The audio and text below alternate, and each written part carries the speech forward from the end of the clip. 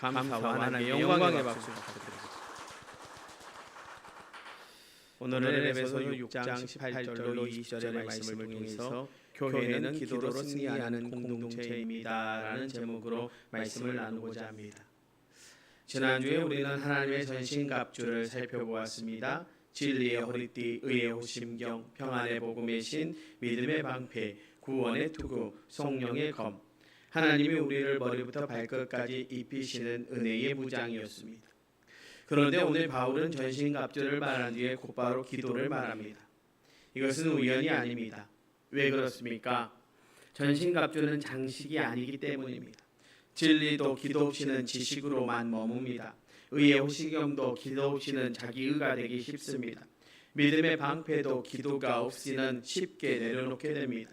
하나님의 말씀도 기도 없이 들으면 사람을 살리기보다 판단하는 도구가 될 수 있습니다.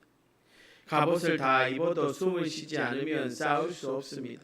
무기를 들어도 지휘관과 연결되지 않으면 방향을 잃습니다. 기도는 영적인 전쟁에서 성도의 호흡이고 하나님께 연결되는 길입니다. 그리고 그 갑주와 기도는 같은 뿌리에서 나옵니다. 우리가 전신갑주를 스스로 만들어 입은 것이 아니라 그리스도께서 은혜로 입혀주신 것처럼 기도할 수 있는 길도 우리가 뚫은 것이 아니라 그리스도께서 십자가에서 열어주신 것입니다.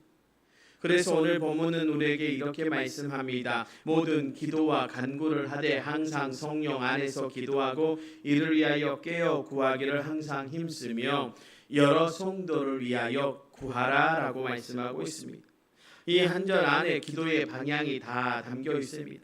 먼저 그 첫 부분부터 우리가 살펴보고자 합니다. 먼저 교회는 항상 성령 안에서 기도하는 공동체입니다. 오늘 본문 18절 상반절을 보면 먼저 모든 기도와 간구를 하되라고 말씀합니다. 여기서 모든이라는 말이 중요하죠. 기도에는 여러 모양이 있습니다. 찬양하는 기도가 있고 죄를 고백하는 기도가 있고 감사를 드리는 기도가 있고 위로를 구하는 간구가 있습니다. 때로는 말로 드리는 기도가 있고 때로는 아무 말도 나오지 않아 조용히 주님 앞에 머무는 기도가 있습니다.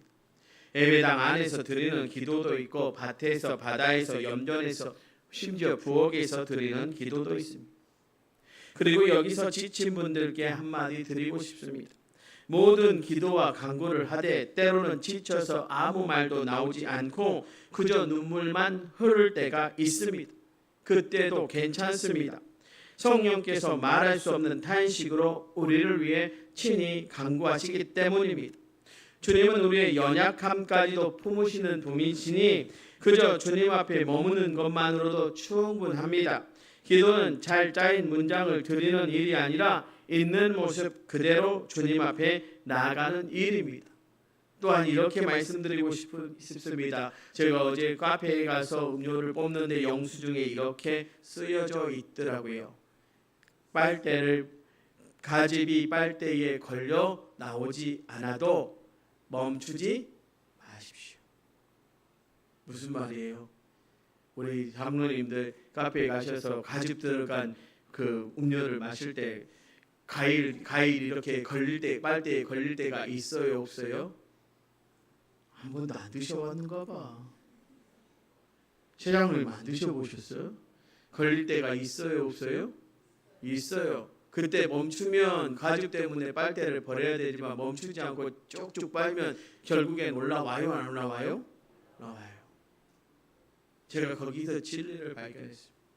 기도가 그것입니다. 기도하다가 답답하고 기도가 안 돼도 사랑하는 성도 여러분, 멈추지 마십시오. 여러분, 큰 문제만 기도하라는 뜻이 아닙니다. 작은 염려도 하나님께 가져가십시오. 그것이 걸려도 여러분이 멈추지 않으면 하나님께서 응답하실 줄로 믿습니다.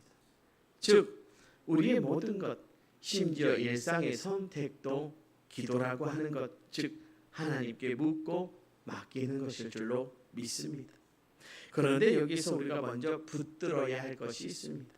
우리가 이렇게 어떤 모양으로든 기도할 수 있고 항상 기도할 수 있으며 성령 안에서 기도할 수 있는 것은 우리가 죄인임에도 불구하고 예수 그리스도의 십자가의 은혜로 하나님께 나아갈 길이 열렸기 때문임을 잊지 마십시오. 원래 죄인은 거룩하신 하나님 앞에 나아갈 수 없었습니다. 그런데 그리스도께서 십자가에서 그 담을 허무셨습니다. 여러분, 성소의 휘장이 위에서 아래로 찢어진 것처럼 하나님께 나아가는 길이 우리 앞에 열렸습니다. 그러므로 기도는 우리가 애써서 하나님을 붙드는 노력이 아닙니다. 이미 열어주신 길로 나아가는 것입니다. 기도가 부담이 아니라 특권인 이유가 바로 여기에 있습니다. 우리는 자격이 있어서 기도하는 것이 아니라 은혜로 그 길이 열렸기에 기도하는 줄로 믿습니다. 그렇다면 하나님은 이미 다 하시는데 왜 우리는 기도해야 합니까? 우리의 형편도 마음도 눈물도 말하지 못한 단식까지도 다 하십니다. 그렇다면 기도는 하나님께 정보를 알려드리는 시간이 아닙니다. 기도는 하나님을 설득하는 시간이 아니라 내 마음이 하나님 앞에 서는 시간일 줄로 믿습니다. 내가 붙들고 있던 염려를 주님께 맡기는 시간이고, 내가 해결할 수 없는 문제 앞에서 하나님이 하나님 되심을 인정하는 시간이 바로 기도의 시간인 줄로 믿습니다. 여기서 한 가지를 분명히 해야 합니다. 우리가 아무리 힘써 기도한다 할지라도 그 기도가 하나님의 전능하신 뜻과 섭리를 바꾸어 놓으려 하는 시도라면 얼마나 어리석은 일이겠습니까? 여러분, 기도는 내 뜻을 관철시키는 도구가 아닙니다. 하나님의 지혜와 주권을 인정하며 그 뜻이 내 삶과 이 세상에 이루어지도록 강구하는 것입니다. 하나님은 우리의 기도를 통해 일하십니다. 그러나 그 기도는 언제나 하나님의 선하신 주권 아래 있어야 합니다. 그래서 우리는 내 뜻대로 되게 하소서가 아니라 주님이 가르치신 대로 뜻이 하늘에서 이루어진 것 같이 땅에서도 이루어지이다 하고 기도해야 할 줄로 믿습니다. 기도의 능력은 내 열심의 크기에 있지 않고 그 기도를 들으시고 선하게 이루시는 하나님께 있음을 잊지 마십시오. 그리고 오늘 말씀은 항상 기도하라고 말합니다. 물론 하루 종일 다른 일 하지 않고 기도만 하라는 뜻은 아닙니다. 삶의 모든 자리에서 하나님을 의식하며 살라는 것입니다. 아침에 눈을 뜨면요, 주님 오늘 하루도 제 마음을 지켜주옵소서 하고 일하고, 일터에 나가면 주님 오늘도 주님께 하듯 성실하게 일하게 하옵소서 하고, 마음이 상했을 때 주님 제 마음이 미움에 붙들리지 않게 하옵소서 하고 기도. 잠자리에 들면 주님 오늘도 붙들어 주셔서 감사합니다 하는 것입니다. 다니엘을 생각해 보십시오. 다리오 왕이 30일 동안 왕외에 누구에게든 기도하면 사자굴에 던지겠다는 조서의 도장을 찍었습니다. 목숨이 걸린 일이었습니다. 그때 다니엘이 어떻게 했습니까? 말씀은 우리에게 이렇게 전합니다. 다니엘이 이 조서에 왕의 도장이 찍힌 것을 알고도 자기 집에 돌아가서 뜰 윗방에 올라가 예루살렘으로 향한 창문을 열고 전에 행하던 대로 하루에 3번씩 무릎을 꿇고 기도하며 그의 하나님께 감사하였더라라고 기록하고 있습니다. 여기서 놓치지 말아야 할 말이 있죠. 뭐예요? 전에 행하던 대로. 다니엘이 위기가 닥쳐서 갑자기 기도한 것이 아닙니다. 늘 하던 대로 기도한 것입니다. 그의 기도는 비상시의 수단이 아니라 삶의 호흡이었습니다. 그래서 사자굴 앞에서도 흔들리지 않았습니다. 기도가 습관이 된 사람은 위기 앞에서도 무너지지 않습니다. 반대로 평소에 기도하지 않던 사람은 위기가 오면 무엇부터 해야 할지 몰라 허둥댑니다. 그리고 바울은 성령 안에서 기도하라고 우리에게 말씀합니다. 그런데 성령 안에서 기도한다는 말이 처음 믿는 분들에게는 어렵고 막연하게 들릴 수 있습니다. 그러나 이것은 특별한 사람만 하는 어려운 방법이 아닙니다. 예수님을 믿고 성령님이 내 안에 계신다고 고백하는 성도라면 누구나 할 수 있습니다. 여러분, 우리가 기도할 때 성령님께서 우리의 마음을 붙들어 주시고 하나님의 뜻에 합당한 기도를 하도록 도와주십니다. 그러니 서툴러도 괜찮습니다. 멋진 말을 찾지 않아도 됩니다. 그저 솔직한 마음으로 하나님께 아뢰면 그 자리가 성령 안에서 드리는 기도의 자리가 되는 줄로 믿습니다. 그러니 성령 안에서 기도한다는 것은 내 욕심을 하나님의 뜻으로 포장하는 것이 아닙니다. 내 계획을 하나님께 승인받으려는 기도도 아닙니다. 기도하는 가운데 내 마음이 하나님의 뜻에 맞추어지는 것 줄로 믿습니다. 그런데 성령 안에서 드리는 기도에는 더 깊은 차원이 있습니다. 여러분, 성령 안에서 기도할 때 우리는 단순한 요청을 넘어 우리 마음속 깊은 곳에서 하나님을 향한 거룩한 갈망과 열정을 경험하게 됩니다. 기도가 이것을 주십시오, 저것을 해결해 주십시오라는 요청의 목록으로만 머물지 않고 하나님 그분을 사랑하고 사모하는 마음으로 타오르게 되는 것입니다. 바로 이 거룩한 갈망이 충만한 기도가 개인과 교회의 영적 각성을 이끌어내는 진정한 능력입니다. 그러니 우리의 기도가 단순한 의무를 넘어 성령으로 말미암아 하나님을 향한 불타는 사랑의 표현이 되기를 사모해야 할 줄로 믿습니다. 다윗이 하나님이여 사슴이 시냇물을 찾기에 갈급한 같이 내 영혼이 주를 찾기에 갈급하니다라고 고백했던 그 갈망이 우리의 기도 안에도 살아나기를 주님의 이름으로 축원합니다. 여기서 우리는 정직하게 물어야 합니다. 우리는 종종 이렇게 기도하죠. 저 사람을 바꿔주십시오, 이 상황을 해결해 주십시오라고 기도하면서 사실은 하나님께서 내 욕심대로 움직여 주시기를 바라는 마음을 품고 있지는 않습니까? 기도의 이름을 빌려 내 뜻을 관찰하려 할 때가 있습니다. 그런데 성령 안에서 드리는 기도는 다릅니다. 그것은 내 감추어진 욕망과 계획이 하나님의 빛 아래 드러나고 깨어지는 경험이 되기도 합니다. 여러분, 기도하다 보면 내가 붙들고 있던 것이 보일 때가 있습니까? 없습니까? 있습니다. 내가 얼마나 내 뜻을 앞세우고 있었는지, 내 안에 어떤 욕심과 우상이 자리 잡고 있었는지가 드러납니다. 그래서 성령 안에서 기도하면 기도하는 사람이 바뀝니다. 처음에는 저 사람을 바꿔주십시오라고 기도합니다. 그런데 기도하다 보면 주님 제 마음도 바꾸어 주십시오라고 기도하게 됩니다. 처음에는 이 상황을 빨리 해결해 주십시오라고 기도합니다. 그런데 기도하다 보면 뭐라고요? 주님 이 상황 속에서도 제가 믿음으로 서게 하옵소서 하고 기도하게 됩니다. 그리고 한 가지 더 살펴야 할 것이 있습니다. 우리는 혹시 얼마나 열심히 기도하고 있는지, 얼마나 오랫동안 기도했는지 자기의 신앙을 평가하거나 다른 사람과 비교하고 있지는 않습니까? 나는 새벽마다 기도하는데 저 사람은 그렇지 않다, 이렇게 마음속으로 판단할 때가 있습니다. 그런데 그렇게 되는 순간요, 기도는 하나님께 나아가는 자리가 아니라 나를 높이는 자리가 되어버려요. 여러분, 진정한 기도는요, 우리의 의로움을 드러내는 것이 아니라 우리 자신의 연약함과 하나님의 은혜를 겸손히 인정하는 자리일 줄로 믿습니다. 여러분, 바리새인이 서서 얼마나 자신을 자랑하며 기도했습니까? 나는 세금도 잘 냈고, 나는 11조도 잘했고, 나는 봉사도 했습니다 라고 했습니다. 그런데 저 뒤에 누가 있었어요? 세리가 있었습니다. 세리는 어떻게 기도해요? 감히 눈을 들지도 못하고 가슴을 치면서 뭐라고요? 하나님이여 불쌍히 여기소서라고 기도하고, 예수님께 의롭다함을 받고 내려간 사람은 누구라고 예수님 말씀하셨습니까? 세리라고 말씀하셨습니다. 기도의 자리는요, 나를 자랑하는 자리가 아니라 은혜를 구하는 자리인 줄 믿습니다. 또 우리가 무엇을 기도해야 할지 모를 때도 있습니다.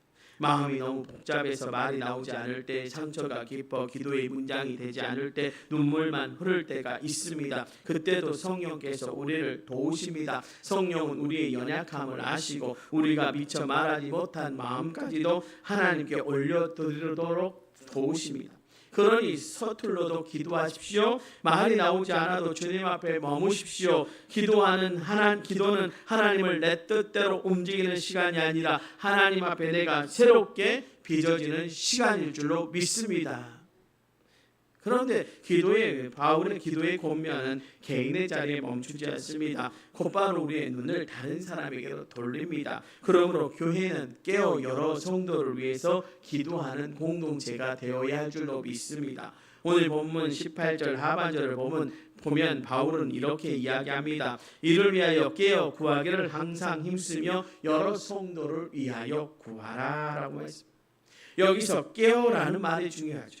깨어 있다는 것은 영적으로 무뎌지지 않았다는 것입니다. 마귀의 관계가 어디에서 틈타는지 살피고 내 마음의 상태를 하나님 앞에서 점검하고 공동체 안에 어떤 성도가 지쳐 있는지를 바라보는 것입니다. 기도하지 않는 성도는 싸우지 않는 군사와 같습니다. 갑옷을 입었으나 잠들어 있는 병사와 같습니다. 그래서 기도는 단순한 의무가 아니라 영적 전쟁의 한복판에서 우리의 생존과 승리를 결정하는 필수적인 호흡과 같습니다. 여러분, 우리의 영혼이 게으름과 나태함에 장식되지 않도록 깨어 기도함으로 우리의 영적 근육을 단련해야 합니다. 몸의 근육이 쓰여지지 않으면 약해지듯 영혼도 기도하지 않으면 무뎌집니다. 그래서 깨어있으라는 말은 곧 기도의 자리를 떠나지 말라는 말입니다. 그런데 깨어있다는 것은 밖을 살피는 것만이 아닙니다. 내 안을 살피는 것이기도 합니다. 우리가 깨어있지 못할 때 내 마음속에 무엇이 스며듭니까? 시기심이 스며듭니다. 비판의식이 스며듭니다. 다른 사람의 아픔에 대한 무관심이 스며듭니다. 이것이 바로 마귀의 관계입니다. 그것은 우리를 다른 성도들과 조용히 멀어지게 합니다. 그래서 깨어 다른 성도를 위해 기도한다는 것은 내 안에 죄악된 요소들로부터 깨어나 회개하며 돌이키는 기도기도 합니다. 주님, 제 안에 저 사람을 향한 시기심이 있습니다. 비판하는 마음이 있습니다. 그 마음에서 저를 깨워 주옵소서. 이렇게 나 자신부터 깨어나야 비로소 다른 사람을 위해 기도할 수 있습니다. 기도하지 않으면 영혼은 쉽게 잠듭니다. 예배 드려도 마음은 멀어질 수 있습니다. 성도의 아픔을 보면서도 그냥 지나칠 수 있습니다. 그러나 기도하면 눈이 열립니다. 먼저 내 마음이 보입니다. 내 안에 교만이, 불평이, 미움과 서운함이 보입니다.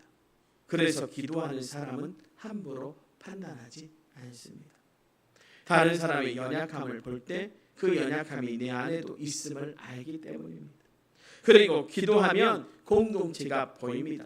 아픈 성도가 보이고 혼자 버티는 성도가 보이고 겉으로는 웃지만 마음에 무거운 짐을 진 사람이 보입니다. 그래서 말씀은 여러 성도를 위하여 구하라고 합니다. 그런데 우리가 이렇게 다른 성도를 위해 기도할 수 있는 것은 우리가 특별히 마음이 넓은 사람이어서가 아닙니다. 우리가 먼저 예수 그리스도의 긍휼과 돌보심을 입은 죄인이기 때문에 우리도 연약했고 우리도 넘어졌고 우리도 누군가의 기도로 여기까지 왔습니다. 주님은 우리를 그렇게 사랑하셨습니다. 그러므로 다른 성도를 위한 기도는 우리가 짊어지는 또 다른 하나의 의무가 아닙니다. 우리가 받은 사랑에 대한 응답이고 그 사랑의 열매이어야 할 줄로 믿습니다. 그러니 우리는 이렇게 기도해야 합니다. 주님이 저를 품으신 것처럼 저도 이 연약한 지체를 사랑으로 품을 힘을 주옵소서. 우리는 누군가를 위해 많은 것을 해줄 수 없을 때가 있습니다. 그 사람의 병을 대신 고쳐줄 수 없습니다. 그 사람의 슬픔을 없애줄 수 없습니다. 그 사람의 믿음의 싸움을 대신 싸워줄 수 없습니다. 그러나 우리는 기도할 수 있습니다. 그리고 기도는 결코 작은 일이 아닙니다. 사도행전 12장을 보십시오. 헤롯이 야고보를 죽이고 베드로까지 옥에 가두었습니다. 베드로는 두 군인 사이에서 두 쇠사슬에 매여 잠들어 있었고 문 앞에 파수꾼들이 지키고 있었습니다. 사람의 눈으로 보면 아무 소망이 없었습니다. 그런데 말씀이 뭐라고 말씀하고 있습니까? 베드로는 옥에 갇혔고 교회는 그를 위하여 간절히 하나님께 기도하더라.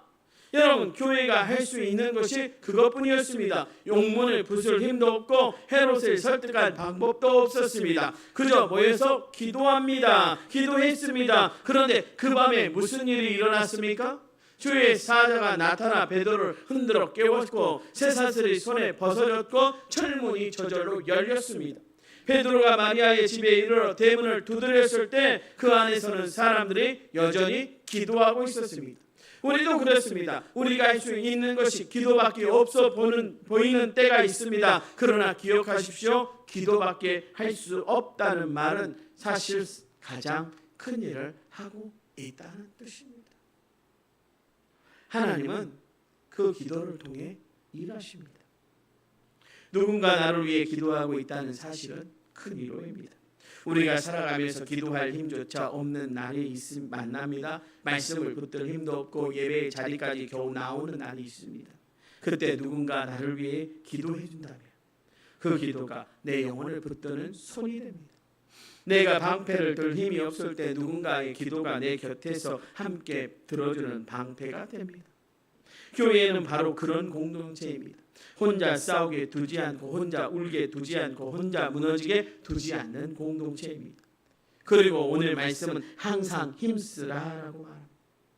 기도는 저절로 깊어지지 않습니다. 우리 마음은 쉽게 흩어지기 때문입니다. 기도하려고 하면 갑자기 걱정이 밀려오고 해야 할 일이 생각납니다. 때로는 기도하기보다는 걱정하는 것이 더 익숙합니다. 그래서 기도는 힘써야 합니다. 시간을 내야 하고 반복해야 합니다. 기도가 잘 되는 날만 기도하면 오래가지 못합니다. 잘 안 되는 날에도 주님 앞에 머물 때 그 자리가 믿음의 훈련이 되는 줄로 믿습니다. 누군가가 마음에 걸릴 때가 있습니다. 그 사람이 말이 걸리고 행동이 이해되지 않을 때가 있습니다. 그때 먼저 기도하십시오. 그 사람을 판단하기 전에 기도하십시오. 그 사람을 누군가에게 말하기 전에 하나님께 말하십시오. 기도하면 시선이 달라집니다. 왜 저럴까가 아니라 주님 저 영혼을 붙들어 주옵소서 하고 바뀝니다. 기도는 상대를 바꾸기 전에 나를 바꾸는 줄로 믿습니다. 그런데 오늘 바울은 기도 부탁은 여기서 한 걸음 더 나아가는데 바로 그는 자신을 위해 기도해달라고 합니다. 그런데 그 기도의 제목들이요 놀랍습니다. 교회는 복음이 담대히 전해지도록 기도하는 공동체입니다. 오늘 본문 19절 20절의 말씀을 보면 이렇게 말씀하고 있지요.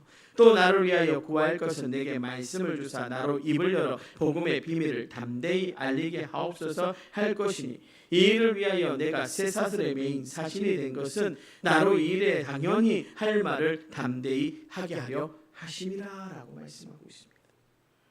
바울은 지금 자유로운 사람이 아닙니다. 복음을 전하다가 붙잡혔고 갇혔고 자유를 잃었습니다. 인간적으로 보면 나를 빨리 풀려나게 해달라고 해달라고 할 것입니다. 그런 기도도 잘못은 아닙니다. 고난 중에 있는 사람이 건짐받기 위해 구하는 것은 너무나도 당연하죠.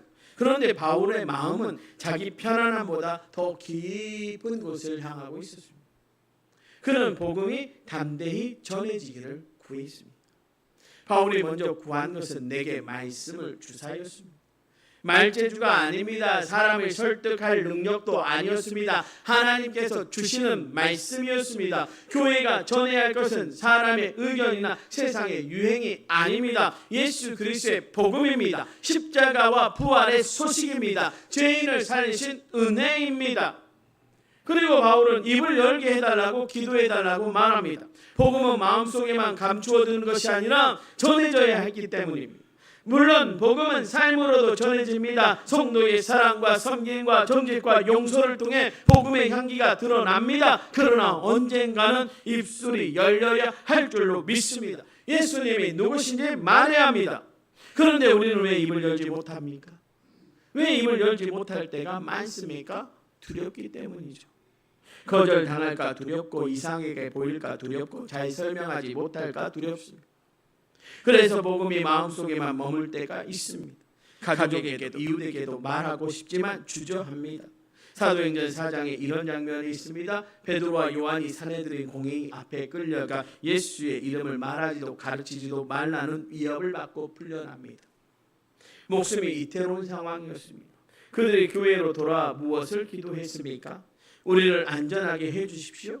아닙니다. 저들을 벌하여 주십시오? 아니었습니다. 그들은 이렇게 기도했습니다. 주여 이제도 그들의 위협함을 굽어보시옵고 또 종들로 하여금 담대히 하나님의 말씀을 전하게 하여 주시오며.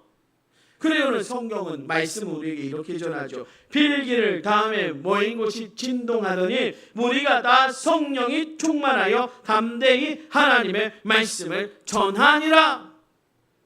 담대함은 성격에서 나오는 것이 아니었습니다. 기도의 응답으로 주어진 것이었습니다. 여러분, 바울에게도 기도가 필요했습니다. 위대한 사도가 평생 복음을 위해 살았던 사람이 성도들에게 기도를 부탁했습니다. 바울에게도 기도가 필요했다면 우리에게는 얼마나 더 필요하겠습니까? 저에게도, 여러분에게도, 부모에게도, 복음을 전해야 하는 모든 성도에게 기도가 필요합니다. 바울은 자신을 쇠사슬의 메인 사신이라고 부릅니다. 겉으로 보면 죄수입니다. 그런데 그는 자신의 정체성을 잊지 않았습니다.